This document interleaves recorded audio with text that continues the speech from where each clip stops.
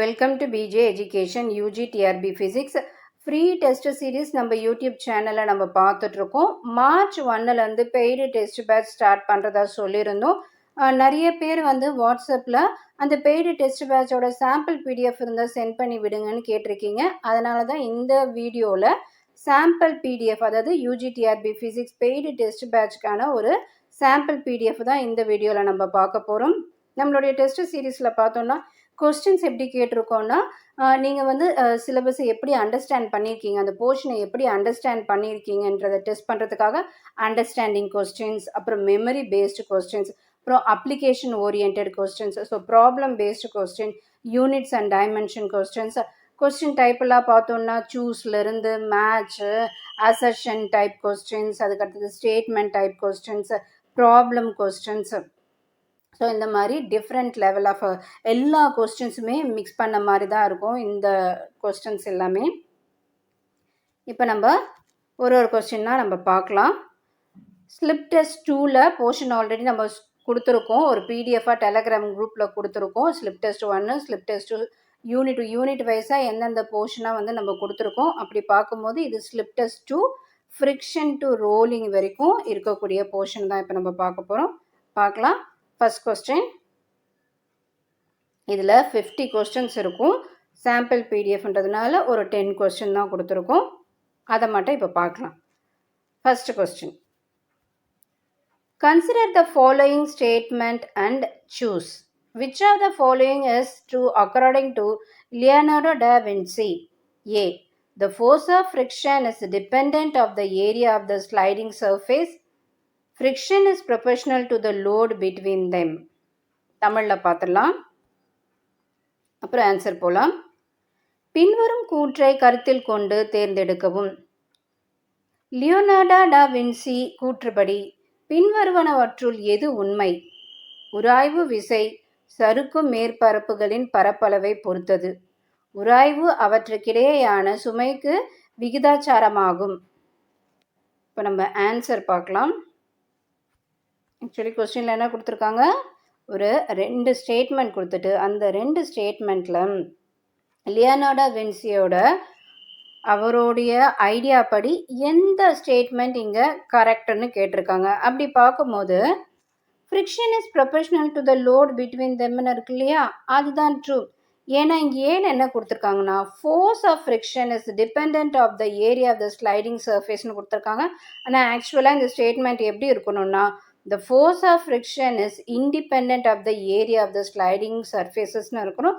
So இங்கே first one ராங்காக இருக்குது. அப்போ ட்ரூவாக இருக்கக்கூடியது பார்த்தோன்னா பி மட்டும்தான் ட்ரூவாக இருக்குது. ஸோ ரைட்டான ஆப்ஷன் என்ன? B only true. Second question பார்க்கலாம். Which of the following statement is wrong? எந்த ஸ்டேட்மெண்ட் ராங்னு சொல்கிறாங்க? Static friction is smaller then sliding friction. Sliding friction is approximately independent of the speed of sliding. Sliding friction is appreciably smaller than static friction. None of the above. பின்வரும் கூற்றுகளில் எது தவறானது?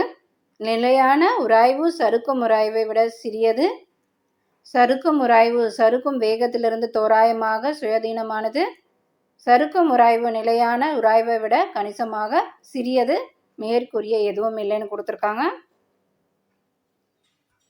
இங்கே கொடுத்துருக்கக்கூடிய 4 ஸ்டேட்மெண்ட்டில் எந்த statement ராங்குன்னு பார்த்தோன்னா option A தான் wrong. Remaining எல்லாமே கரெக்டாக இருக்குது. ஆப்ஷன் ஏல என்ன கொடுத்துருக்காங்கன்னா, static friction is smaller then sliding friction கொடுத்துருக்கு. ஆனால் இது wrong. Static friction is greater then sliding friction வந்திருக்கணும். ஸோ இங்கே இது ராங்காக இருக்குது. அதனால் ஆப்ஷன் ஏ தான் wrong.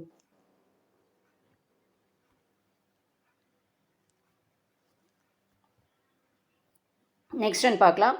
The coefficient of friction is defined as. So ரைட்டான ஆன்சர் என்னன்னு பார்த்தோன்னா, ratio between the force of frictional force and the normal reaction. D தான் ரைட். உராய்வு குணகம் டேஷ் என வரையறுக்கப்படுகிறது. ஸோ ரைட் ஆன்சர் என்னன்னு பார்த்தோன்னா, உராய்வு விசைக்கு இடையிலான விகிதம் F மற்றும் சாதாரண வினை. ஸோ டி தான் ரைட்டான ஆன்சர். 4th one பார்க்கலாம். To improve the efficiency of the machine, the friction force is reduced to the minimum possible by lubrication. Answer C. இயந்திரங்களின் செயல்திறனை மேம்படுத்த உராய்வு விசை டேஷால் குறைந்தபட்சமாக குறைக்கப்படுகிறது. ஆன்சர் பார்த்தோம்னா உராய்வு, அதாவது லுப்ரிகேஷன். ஸோ இந்த லுப்ரிகேஷன் என்னன்னு பார்த்தோம்னா, ஃப்ரிக்ஷனால் இப்போ ஒரு வண்டி ஓடிட்டுருக்கு, அந்த வண்டி என்ன ஆகுதுன்னா ஃப்ரிக்ஷனால் தேய்மானம் ஆகிடுது. ஸோ அதை ரெடியூஸ் பண்ணுறதுக்கு தான் இந்த லுப்ரிகேஷன் யூஸ்ஃபுல்லாக இருக்கும். லுப்ரிகேஷன்றது ஒரு ஆயில் இல்லைனா க்ரீஸ் அந்த வண்டி மேலே தடவி விடுவாங்க. அது என்னன்னா ஃப்ரிக்ஷனை வந்து ரெடியூஸ் பண்ணுறதுக்கு ஹெல்ப்ஃபுல்லாக இருக்கும். நெக்ஸ்ட் ஒன் பார்க்கலாம். 5th one. The force of friction or frictional force entails the following characteristic. Which of the following is true? இங்கே கொடுத்துருக்கக்கூடிய ஸ்டேட்மெண்ட்டில் எந்த ஸ்டேட்மெண்ட் ஃபோர்ஸ் ஆஃப் ஃப்ரிக்ஷனுக்கு வந்து ட்ரூவாக இருக்குன்னு கேட்குறாங்க. ஃபர்ஸ்ட் ஒன் என்ன? It is a self adjusting. அடுத்தது it always acts in a direction opposite to the motion. It is a passive force. இப்படி பார்க்கும்போது ஆல் ஆஃப் த அபோவ் தான் ரைட்டான ஆன்சர். தமிழில் பார்த்துடலாம்.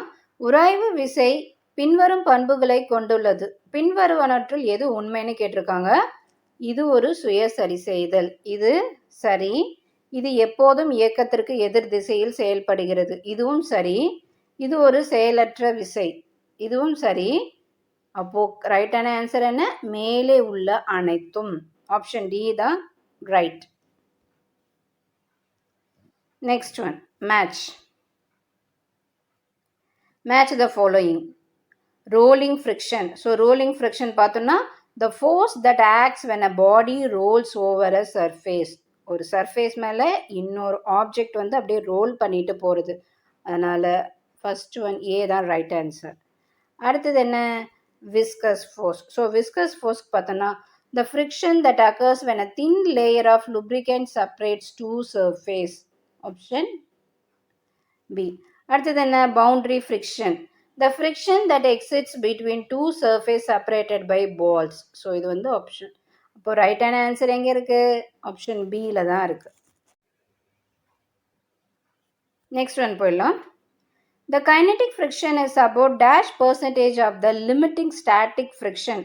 ஸோ ரைட் ஆன்சர் பார்த்தோன்னா 40 to 75%.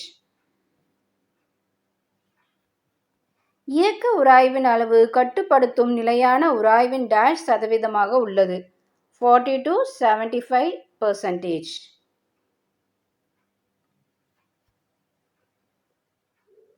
Next.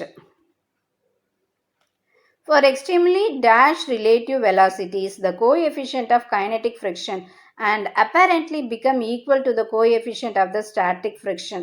So right answer பார்த்தோம்னா A. Low increases. For extremely low relative velocities, the coefficient of kinetic friction increases. So அப்போ option A தான் ரைட்டான ஆன்சர். Next one போலாம். The formula of angle of friction is denoted by. So option A தான் ரைட்டான answer. tan inverse of F by A தான் வந்து ரைட்டான answer. அடுத்தது, when the plane is perfectly smooth and no frictional force acts on the plane, the force P equals to. So right answer பார்த்தோம்னா D. P is equal to W sin alpha by cos theta தான் ரைட்டான answer. At the end of the questions பார்க்கும்போது நம்மளுக்கு answer keys இருக்கும். எல்லா கொஸ்டின்ஸ்கோட answers எல்லாம் இங்கே இருக்கும். அதுக்கு அடுத்தது பார்க்கும்போது டீட்டெயில்டான சொல்யூஷன் இருக்கும். எந்தெந்த கொஸ்டின்ஸ்க்கெல்லாம் டீட்டெயிலான சொல்யூஷன் தேவைப்படுமோ அந்த கொஸ்டின்ஸ்க்கெல்லாம் வந்து ஸோ டீட்டெயில்டான சொல்யூஷன் இங்கே கொடுத்துருப்போம். ஸோ ப்ராப்ளம் கொஸ்டின்ஸ்க்கெல்லாம் பார்க்கும்போது உங்களுக்கு நல்லா டீட்டெயிலான சொல்யூஷன் இங்கே வந்து இருக்கும்.